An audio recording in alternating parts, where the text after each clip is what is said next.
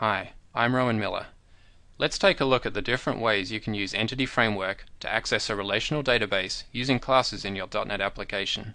Entity Framework supports 4 basic development workflows. All 4 workflows are equally valid, and a couple of simple questions can help you find the workflow that's right for you. The first of these questions is something that's outside of your control, and that is, are you targeting a new database, that is, a database that doesn't exist or an empty database that needs tables added to it, or are you targeting an existing database that has already been created and populated with tables? The second question is something totally inside your control, and that is, would you rather create a model using boxes and lines in a designer or by writing code? Let's take a look at the 4 workflows that enable each of these combinations. The first one is Model First. In Model First, I use boxes and lines in a designer to create a model. I can then generate a database from the model. The classes that I'm going to interact with in my application are generated for me based on the boxes and lines that I draw in the designer.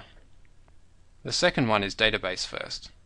In Database First, I reverse engineer a boxes and lines model using the designer. I can then tweak the mapping and the shape of my classes in the design surface.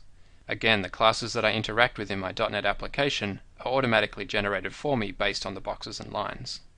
The third option is Code First to a new database. In this workflow, I define my model using code. My model is made up of the domain classes that I'm going to interact with in my application, and optionally I can supply some additional mapping and configuration code to further specify the model. Again, the database is created for me from the model. If I change my model, I can then use Code First migrations to evolve the database. The final workflow is Code First to an existing database. In this, I still define my model using code, but this time it's mapping to an existing database. There are also some tools that I can use to reverse engineer this model for me.